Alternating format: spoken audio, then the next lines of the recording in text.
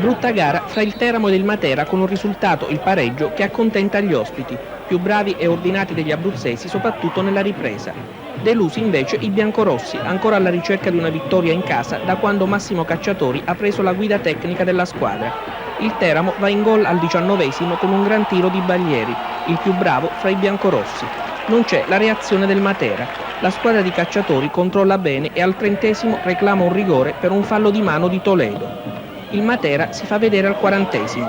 Un insidioso colpo di testa di Tagliente viene neutralizzato da Grilli. Nella ripresa si vede subito che il Teramo non c'è. Al terzo minuto Grilli deve uscire su Mazzoni.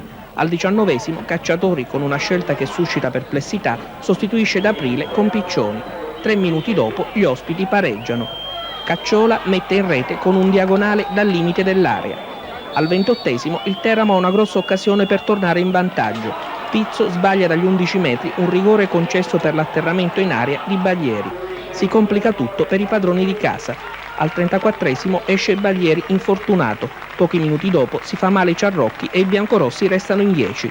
Al 40esimo la difesa del Matera salva sulla linea a portiere battuto su un tiro di Deustacchio. Si conclude fra i fischi.